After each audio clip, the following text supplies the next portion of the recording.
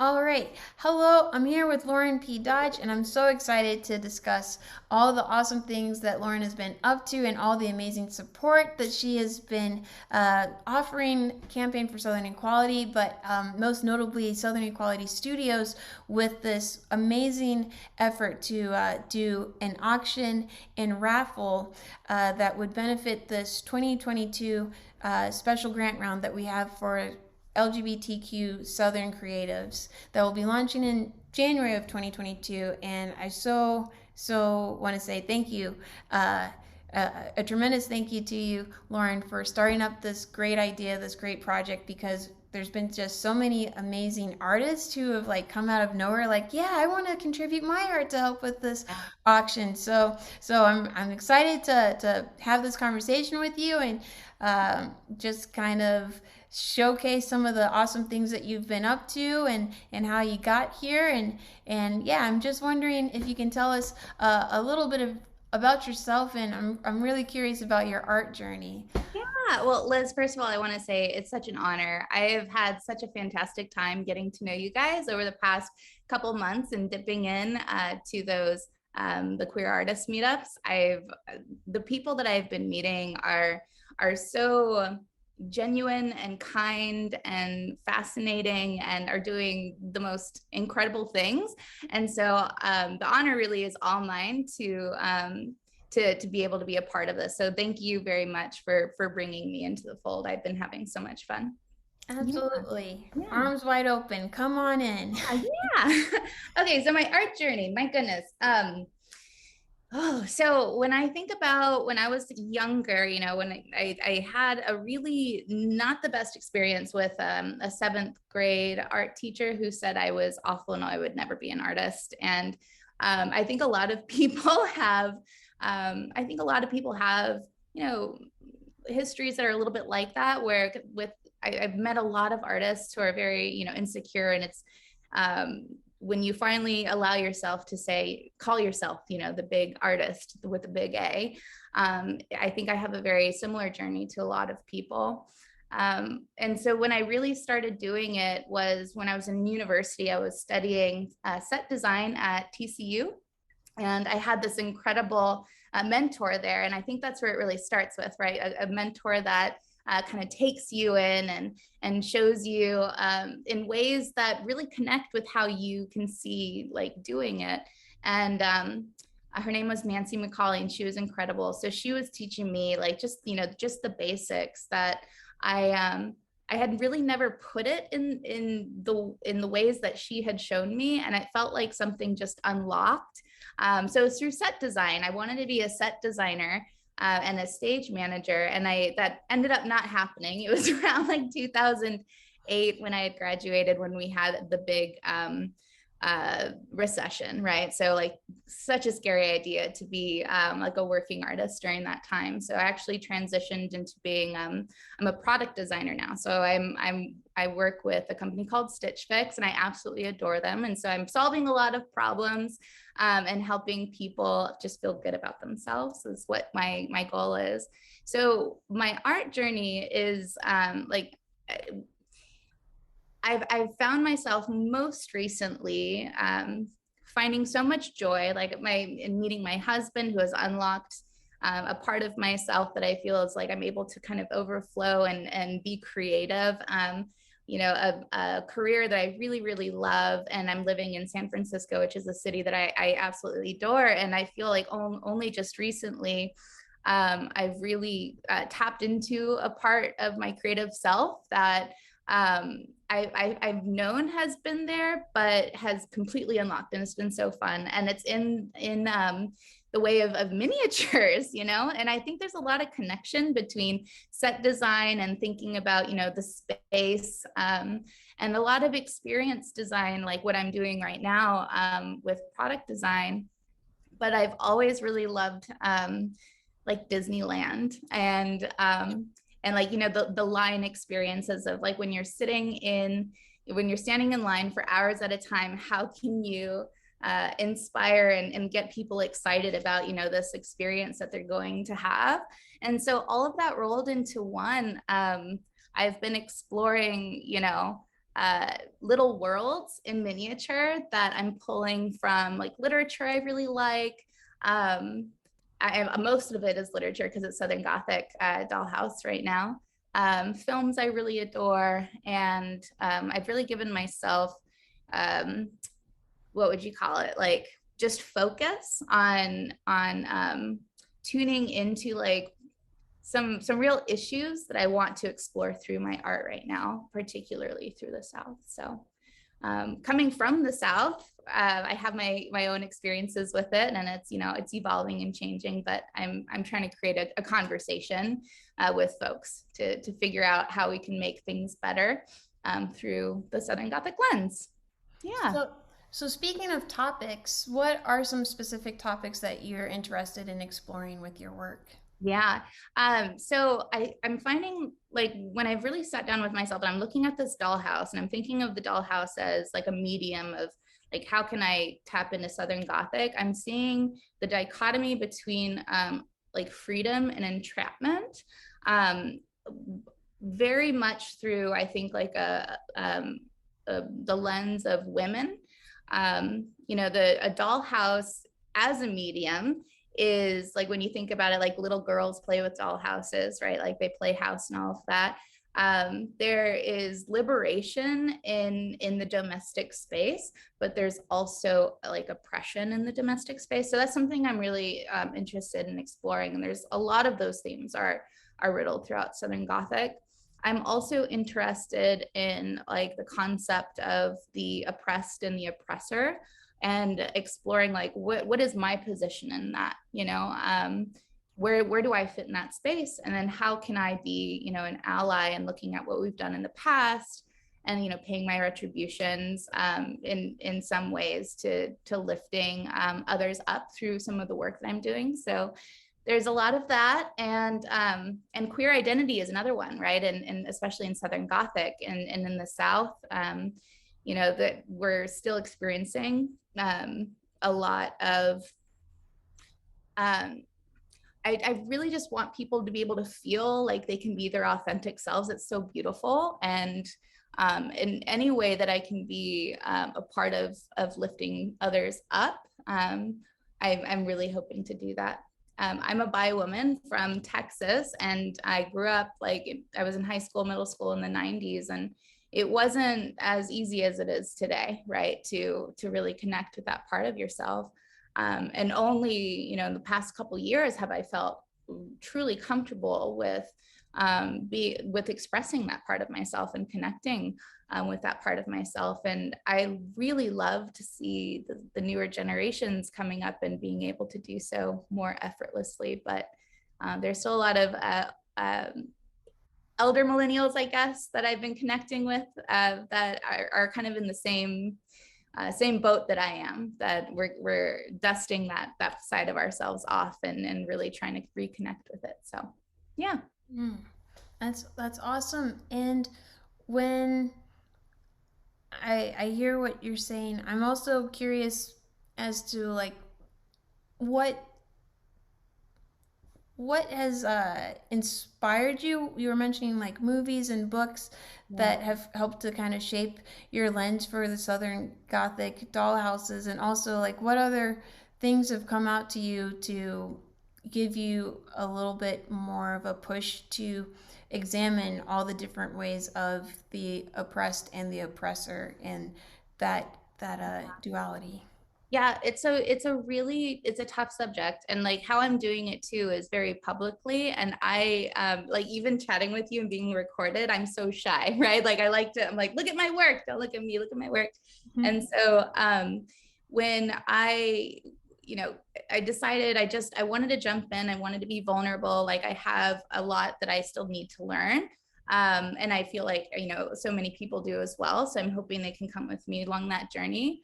I was doing, for example, earlier this year, like a lot of race work, like how am I, like, as like a white woman, able to, because the concept of race is such a big elephant in the room when we're talking about Southern Gothic, right?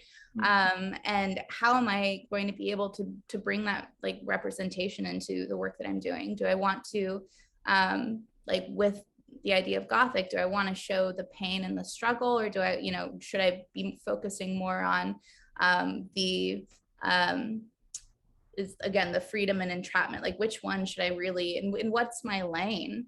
And so I started putting some work out. I had a refrigerator that I had put some what I had considered to be like of the times, some newspaper clippings that were really tough. And I got some feedback that was, very, it made me stop and think about the work that I was going to do before I just like put it out there, right? Because a lot of the stuff that's on that fridge is just like, it's like when you're looking at trauma, it's even though it's authentic, it's still like you really need to think about it. So I took some steps back, and I've been doing a lot of reading, and I'm trying to figure out, like where like how am I going to be able to plug into this space. So I've been opening it up and trying to chat with people and get to understand like how I'm able to represent things that I'm not sure if it's like even in my space. So I'm a little bit like in this realm. It's a scary thing. It's a scary thing to get into, but I've connected with so many people that have been really supportive, and I've learned a lot through it. So when I really started approaching the concept of the race work, that I want to focus on, rather than like race itself, I brought it back, and I think that's something everyone can really connect with, is the concept of freedom and entrapment. And so I'm looking at it through various lenses that way. Very cool. That Yeah. also makes me reflect on the item that you have for auction, the Yeah. the octopus tub. I really love Yes. that signage, the little plaque that you have on the piece. That initially, when somebody might think of like an octopus coming out of a tub, they're like, "Oh, H.P. Lovecraft." And I like how you took the Yeah. time to actually call out and be like, "No, we're not calling it that." Well, that's a great example of, like I loved Lovecraft Country. I thought I really loved Lovecraft, but I had only really, it was like a surface appreciation. It's like cosmic horror is super interesting. All this tentacle shit is so crazy. But when I really started looking at it, I was like, you know what? Actually, cosmic horror is reflected by Lovecraft. By othering people of color, like, and like truly. And so I started reading more of those papers, and I was like, this sucks, because I would really love to do Cthulhu. Like, it would be such a, because like, he's in the Louisiana Bayou. It'd be so fun to explore that. But you really, I think it's our responsibility, no matter how prolific somebody is, to make the decision to not continue to not continue it. You know what I mean? So Yeah, yeah, absolutely. Are yeah, there any other authors or artists that have come to mind where you're like, oh, let me go and re-examine this, but also I can gain a little bit of inspiration from their yeah. work. So we were talking about a little bit yesterday. Toni Morrison, who I adore, and Beloved is such a beautiful book that I really connected with. And I decided, as like who I am, and like as a white woman, that I don't want to represent Black pain. It's not my space. But what I can do is really get to know, say, like her work, and bring her work to life and as close as I can get it from her mouth, right? So I want to be more of like a mirror, as like almost hyper realist, based on the imagery that she put out, without putting any, of my interpretation on it. And then in reflecting that, hand it over and see like how people might react to that. Because when I read books, I don't know about you, but when I read books, I like after I read it, I'm like, I have this world in my head. I Google image search to see like how has it been visually represented? And that's actually what really inspired me to start doing this Dollhouse. Was I was reading this book called The Elementals, which is an incredible book by this gentleman named Michael McDowell, who also wrote Beetlejuice.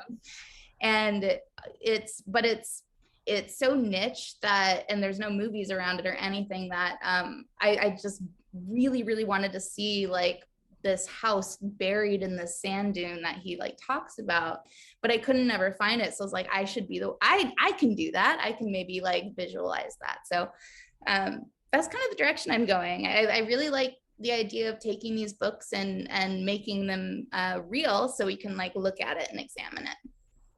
That's really exciting, and I'm curious about the process, just kind of like a bird's eye view of when you are inspired by a book and bringing in uh, the visual elements. Are you just like taking down notes? Are you making uh, like Pinterest boards? Like Yeah. how do you keep the steering wheel steady?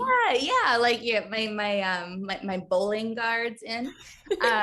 Yeah, for sure. So something that, taking a step back, Southern Gothic, the concept of the theme of Gothic literature is it's a romantic genre, right? And romanticism is very much tied to emotion. So I allow myself to step back from being too terribly analytical in the moments when I read these books. And then when I read them, I sit back and I think about the images that stuck with me the most at the end. Like, what were like the 5 biggest things that were just like, boom, that just pow. And then why is that? And then are there like patterns I'm seeing from that book to over there? Like, oh, that's really interesting how they use the same thing. And then it's kind of like weaving like a quilt of all of these patterns of emotional memory that you can tie to like visual stuff. That is kind of what I'm doing. So it's hard to put a finger on. It's an emotional journey, I think, for me. But it is also so rooted in object. So so a couple books that I'm like really, I've noticed that I've really focused on are, and tell me if you've read any of these things, and if not, I would love to get you to read them because they're so good. Okay. There's a book called A Rose for Emily by William Faulkner. Have you read it? No. It's a short story. I'm going to send it to you. It's fantastic. I just don't want to ruin it for you. Okay. Between that and Sharp Objects by Gillian Yes. Flynn. Yes. Yes. Oh, when I So, heard about is it the bathroom? The yes. bathroom floor? I was like, "Ooh, you're Yes. dark." That's a dark Yes. one right there. That is So so cool. there is a tie between those, and that is the inability to let go of something that you love, and thinking of like to the ends of like, to what ends, right? I don't want to ruin A Rose for Emily for you. It's such a short read. You're going to absolutely adore it. It's like, it was one of the first, like when I thought William Faulkner, I'm like, oh my God, it sounds so pretentious. But I read it in high school, like, and it's just it's several pages, and it is really dark and like super effed up, but so fantastic. So yeah, the concept of like keeping someone that you love too close, right? In a spooky way. So those are 2. And then We Have Always Lived in the Castle. Have you read this? Yes. Yeah, Yes. or Shirley seen the Jackson. Yes, Mm-hmm. she's amazing. I love her. And so when I think of the relationship that those sisters had, and the house, which was like, is it a cage or is it a sanctuary? Mm-hmm. Right? And Yeah. I love that. And then another one is The Yellow Wallpaper. Oh, I'm not familiar. So The Yellow Wallpaper is Charlotte Bronte, I believe. Yes, so it's about a woman who's slowly kind of going mad. She starts seeing a woman behind this yellow wallpaper of this very grand house that she's kept in. And she's, I think, projecting herself on this woman that she's like seeing it creeping behind the patterns of the yellow wallpaper, because she's also feeling trapped in this like domestic space. But yeah, so there's a lot of those themes that I'm finding in a lot of these books. And what I'm really interested to dig into is like the queer space in Southern Gothic.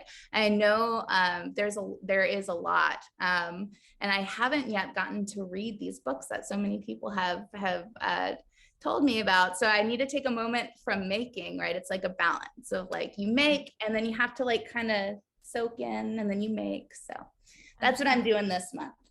Ah, well, excellent. And if I'm not incorrect, have you been sharing these book recommendations on your page? Yes, Okay. absolutely. Yeah.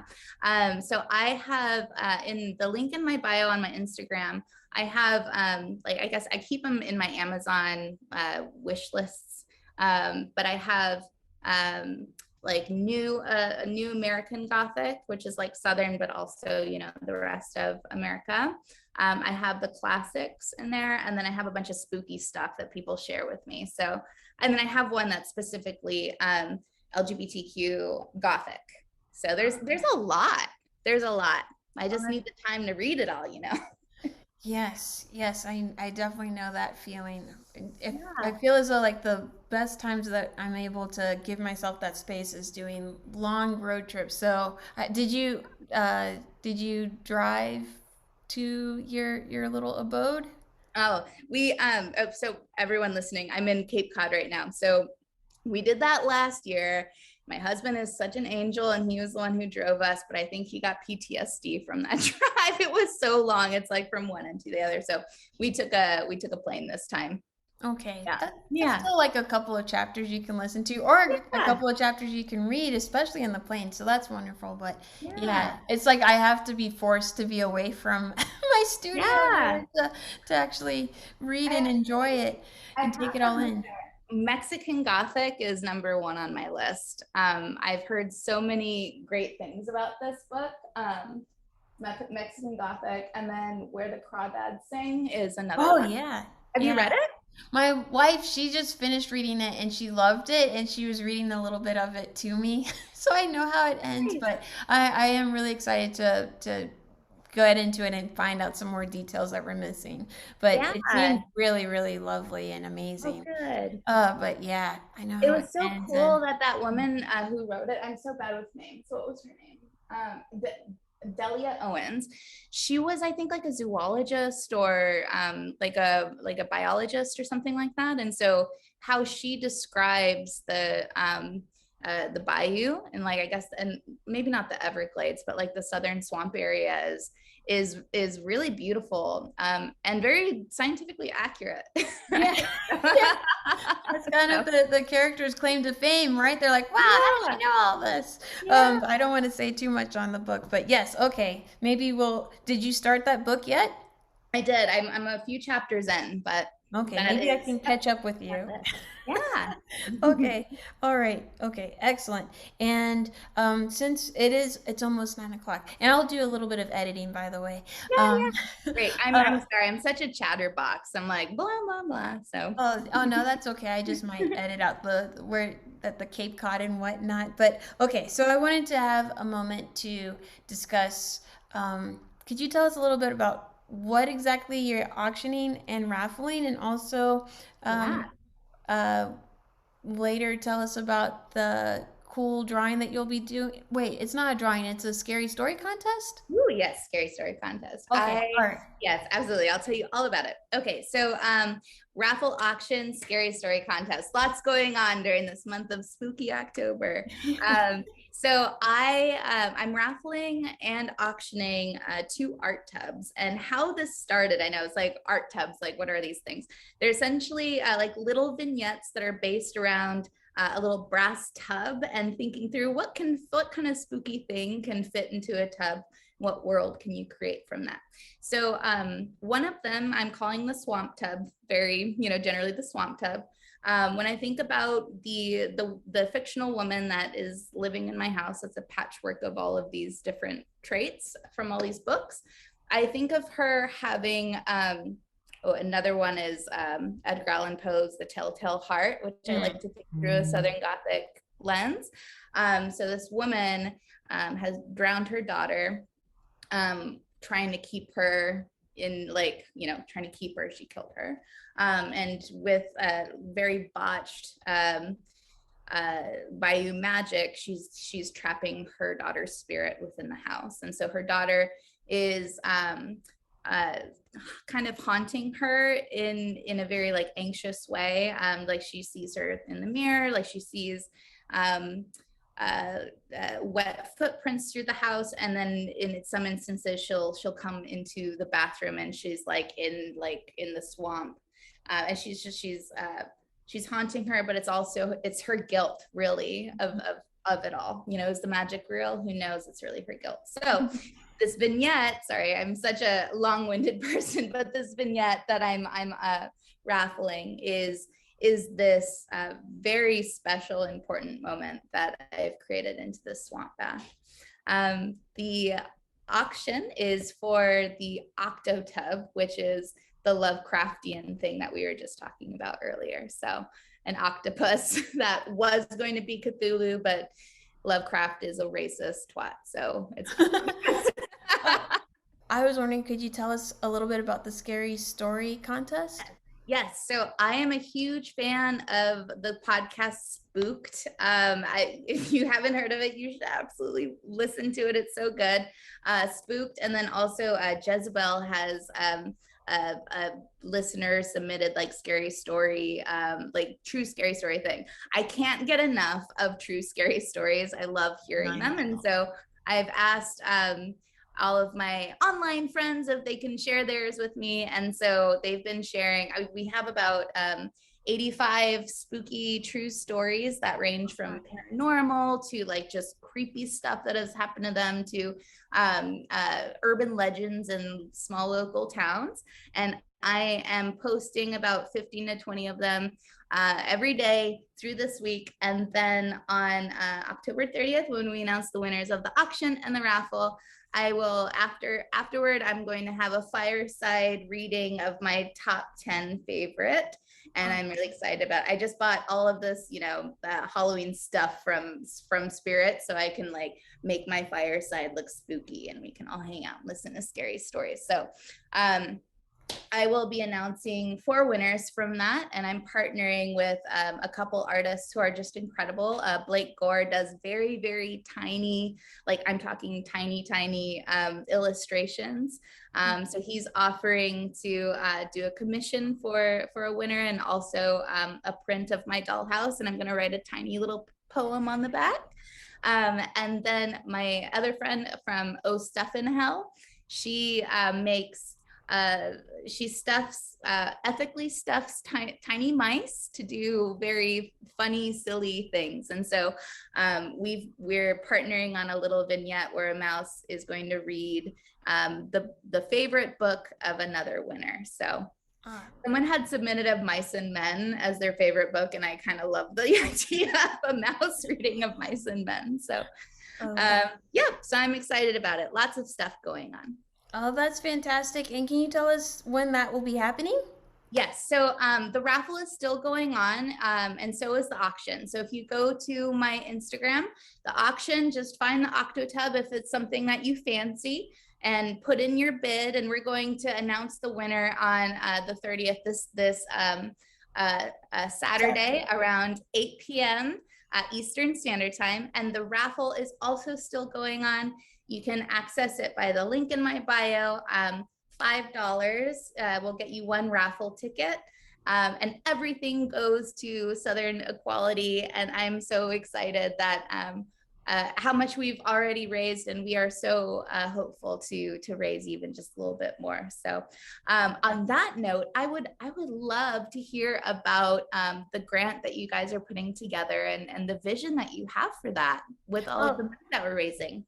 Oh, sure. So last year we were really inspired to create this grant that was basically focusing on queer Southern BIPOC creatives, and we were having like a nomination process for people who thought that there were some really great artists that deserved these grants, or if they wanted to nominate themselves, that was awesome as well. And the grants were basically $500, and I believe I want to say that maybe like 20 people 20 people or 20 groups or recipients. So I'm hoping that we'll be able to increase the amount of people who get and receive these grants, because so many of them had so many amazing and inspiring projects and dreams, Yeah. and I just want to see more of those occur.